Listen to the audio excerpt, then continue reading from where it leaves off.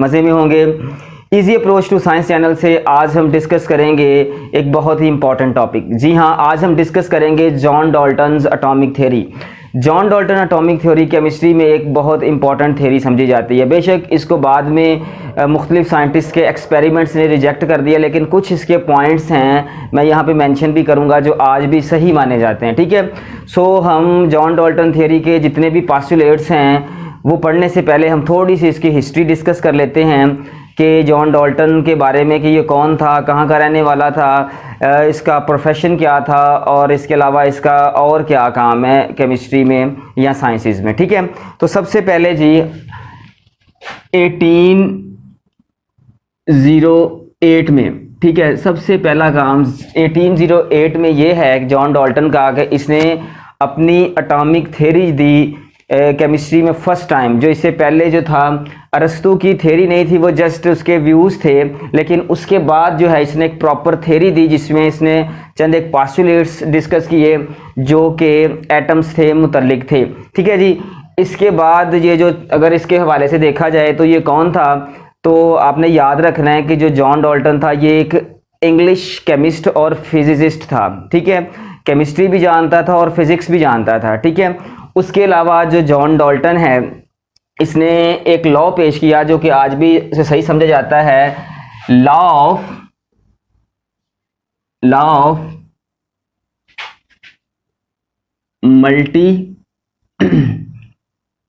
Multiple proportion. ठीक है जी, law of multiple proportion जो है आज भी इसको जो है तस्लीम किया जाता है या माना जाता है केमिस्ट्री में। ठीक है जी, ये भी इसकी बहुत बड़ी अचीवमेंट थी। इसके अलावा जो जॉन डाल्टन है इसने केमिस्ट्री में, फिजिकल केमिस्ट्री में एक नया कॉन्सेप्ट दिया जिसे हम पार्शियल प्रेशर कहते हैं। ठीक है जी, पार्शियल प्रेशर का जो कॉन्सेप्ट है इसको भी जॉन डाल्टन ने इंट्रोड्यूस करवाया। ये इसके चंद एक अचीवमेंट्स हैं। बाद में इसने जो अपनी फर्स्ट टाइम जो एटॉमिक थ्योरी दी थी इसको हम डिस्कस करते हैं कि इसके कौन से पोस्टुलेट्स हैं जो अब रिजेक्ट हो चुके हैं, कौन से जो हैं वो अभी माने जाते हैं। सो हम यहाँ पे सारे वन बाय वन जो इसके पोस्टुलेट्स हैं उसको डिस्कस करेंगे। ठीक है जी, चलें जी, आएँ जी, हम यहाँ पे लिखते हैं जी first of all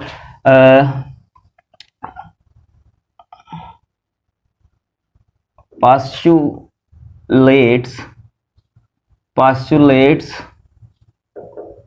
of atomic theory. ठीक है जी, जॉन डाल्टन एटॉमिक थ्योरी। ठीक है जी, इसके कौन कौन से पॉइंट्स हैं ये डिस्कस करते हैं। सबसे पहला पॉइंट जिसका देखें कि सबसे पहला पॉइंट्स कौन सा है। सबसे पहले जॉन डाल्टन ने कहा कि जितनी भी किस्म का मैटर है, पूरी कायनात में पाया जाने वाला जितना भी मादा है, जितना भी मैटर है, वो सारे का सारा एटम्स का बना हुआ है। ठीक है, ज़र्रे से लेके आफताब तक हर चीज़ जो है वो एटम की बनी हुई है। चाहे वो एक छोटा सा ज़र्रा है, चाहे वो चांद है, सूरज है, ज़मीन है, पहाड़ हैं, हर चीज़ जो है, हर जो तमाम मैटर है वो सारे का सारा एटम से बना हुआ है। सो हम इस पॉइंट को यहाँ पे लिख सकते हैं, all the matter is composed of atoms। ठीक है जी, तो ये इसका फर्स्ट पॉइंट है, ये आपने याद रखना है। ठीक है, अच्छा, जब ये बात उसने की कि सारा जो है चीज़ें एटम से बनी हुई हैं, तो फिर ज़रूरी था कि वो एटम्स की डेफिनेशन भी करता कि एटम्स असल में होती क्या हैं, एटम्स किस चीज़ का नाम है। तो एटम्स की उसने ऐसे डेफिनेशन की, वो कहता है कि जो एटम्स हैं ये वो छोटे से छोटे पार्टिकल्स हैं जो कि फंडामेंटल हैं और इंडिविजुअल हैं। इनका साइज़ इंतहाई छोटा है, स्मॉलेस्ट हैं, वेरी स्मॉलेस्ट हैं, और ये फंडामेंटल हैं, नॉन डिवाइड होने वाले हैं और इंडिविजुअल हैं। ये इसने इसकी डेफिनेशन की। सो ये भी इसकी थ्योरी का एक जो है कह लें कि पोस्टुलेट था जो कि लिखा जाता है। ठीक है, एटम्स क्या हैं जी, atoms are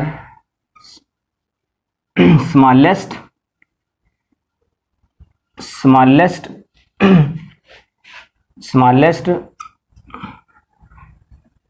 fundamental and individual and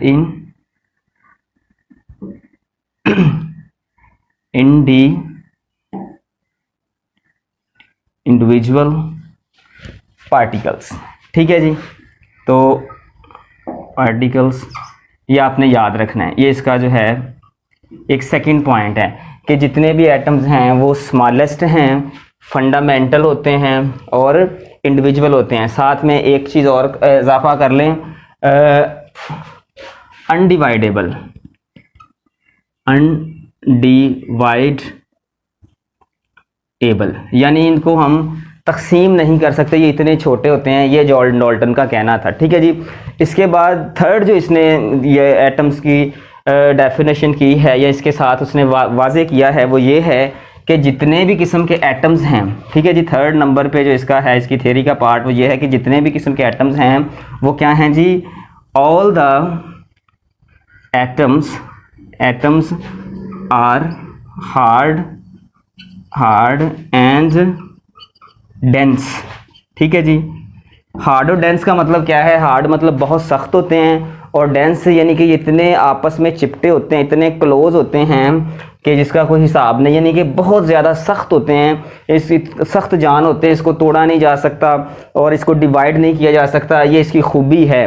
ठीक है, ये भी इसकी थ्योरी का जो है वो एक पार्ट था, हिस्सा था। ठीक है, उसके बाद जो इसका फोर्थ पॉइंट है, all the atoms of the given elements are identical, having the same size, having the same mass of the same element। ठीक है, एटम्स की उसने ये भी यहाँ पे डेफिनेशन की कि जनाब जितने भी किस्म के एक एलिमेंट के एटम्स हैं उनका साइज, उनका मैस सेम होता है और इस लिहाज से वो क्या होते हैं, आइडेंटिकल होते हैं। आइडेंटिकल मतलब आइडेंटिकल कहते हैं, आइडेंटिटी कहते हैं शनाख्त को। तो अगर उसकी शनाख्त देखी जाए, इसको आमतौर पे देखा जाए तो कहता है कि ये साइज़ के लिहाज से, मैस के लिहाज से हमेशा एक एलिमेंट के सब एक जैसे होते हैं। सो हम यहाँ पे लिख सकते हैं ऑल द एटम्स। ठीक है जी, नंबर 4 पे हम क्या लिखेंगे जी, नंबर 4 पे all the atoms of an element, all the atoms of an element are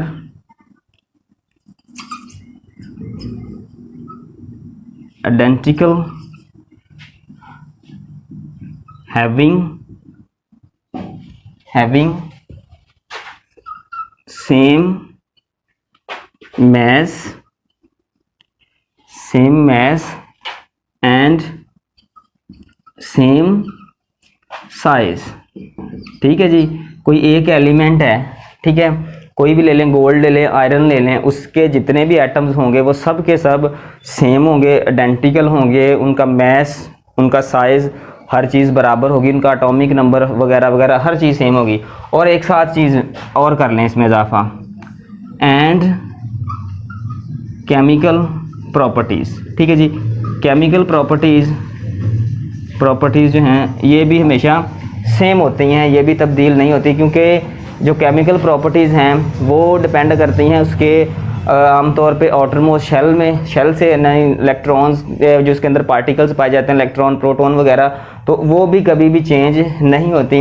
ये भी इसका एक पॉइंट था। ठीक है, इसके अलावा जॉन डाल्टन कहता है कि जितने भी एटम्स हैं, ठीक है, जितने भी किस्म के एटम्स हैं ना तो उनको क्रिएट किया जा सकता है ना ही उनको डिस्ट्रॉय किया जा सकता है। कायनात में पाए जाने वाला जितना मैटर है उसके जो एटम्स हैं ना हम उसको खुद से बना सकते हैं किसी लेबॉरेटरी में किसी जगह पे, या ना हम उसको डिस्ट्रॉय कर सकते हैं मुकम्मल तौर पे। अगर हाँ उसकी शेप चेंज कर सकते हैं, एक शेप से दूसरी शेप में जा सकता है मैटर जो है, लेकिन वो मुकम्मल तौर पे ख़त्म नहीं किया जा सकता, डिस्ट्रॉय नहीं किया जा सकता। फ़र्ज़ करें ये अगर मार्कर है तो इसको मैं कह लें कि मुकम्मल तौर पे ख़त्म नहीं कर सकता, इसकी शेप चेंज कर सकता हूँ, यानी कि डिस्ट्रॉय इसको जो है मैं मुकम्मल तौर पे नहीं कर सकता, शेप चेंज कर सकता हूँ। तो ये भी इसका पॉइंट था कि जितना भी किस्म का मैटर है, जितने भी किस्म के एटम्स हैं, ना हम उसको डिस्ट्रॉय कर सकते हैं ना हम उसको क्रिएट कर सकते हैं, ठीक है। सो इस पॉइंट को हम यहाँ पे लिख लेते हैं जी 5 नंबर पे, एटम्स, ठीक है जी, atoms can not be created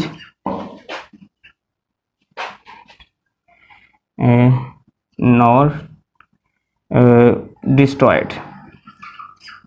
लें जी, डिस्ट्रॉयड यानी कि तबाह भी इसको किया जा सकता, ख़त्म फना भी नहीं किया जा सकता और इसको बनाया भी नहीं जा सकता, बल्कि शेप इसकी चेंज की जा सकती है।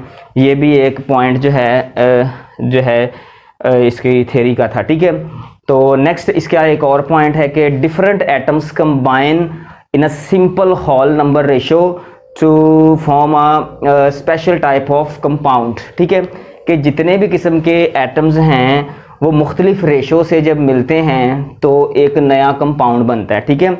मुख्तलिफ एटम्स जब मुख्तलिफ रेशो से मिलते हैं तो एक क्या बनता है जी, एक नया हमारे पास कोई कंपाउंड बनता है। जैसे सिंपल अगर आप बात करें, हम हाइड्रोजन की बात करते हैं, ठीक है जी, ये हमारे पास हाइड्रोजन है, ठीक है, और ये ऑक्सीजन है। जब ये मुख्तलिफ रेशो से, ये 1 और ये 2 रेशो से आपस में कंबाइन होंगे, मिलेंगे तो एक नई चीज़ बनेगी, पानी बनेगा, वाटर बनेगा, और वाटर का एक नया कंपाउंड है। सो यही बात जो उसने कही थी अपने 6 पॉइंट में कि जितने भी किस्म के आपके पास कंपाउंड्स हैं वो असल में बनते हैं the combination of different ratio of the atoms, ठीक है। सो हम इसको यहाँ पे लिख सकते हैं, इसका पॉइंट लिख सकते हैं कि डिफरेंट, ठीक है, different atoms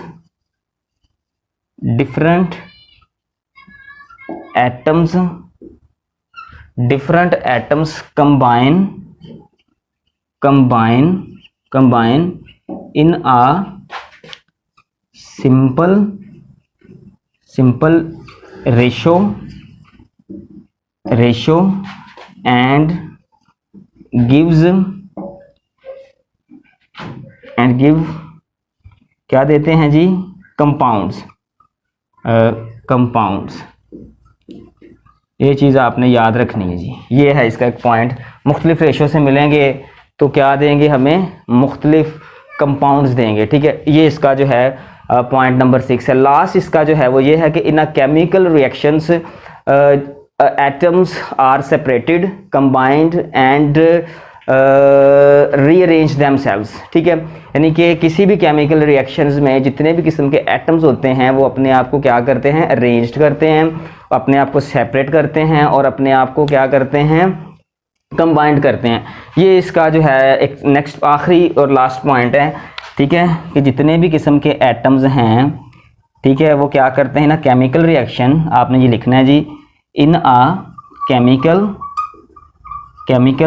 reaction all the atoms are combined, ठीक है, try to combined, separated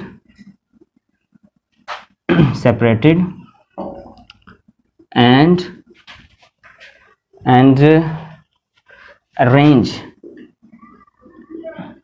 rearrange कर लें, rearranged, ठीक है जी, रीअरेंज्ड देमसेल्व्स, ठीक है जी। वो अपने आप को क्या करते हैं जी, क्या करते हैं अपने आप को, उसका यानी कि रीअरेंजमेंट करते हैं अपने आप को, ठीक है ना।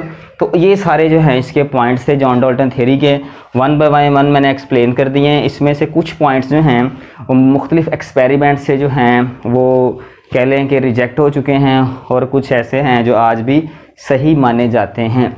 तो ये हमारा जो है हो गया जी the John Dalton's atomic theory. ये इसके कुछ पॉइंट्स हैं, ये आपने अच्छी तरह समझने हैं। अगर आपको इस टॉपिक से रिलेटेड या केमिस्ट्री में किसी भी टॉपिक से रिलेटेड किसी भी किस्म का कोई क्वेश्चन या क्यूरी है तो आप अपने वैल्यूएबल कमेंट्स में हमें मैसेज कीजिएगा, कमेंट कीजिएगा, हम आपको उसका जल्द अज जल्द आंसर देने की कोशिश करेंगे।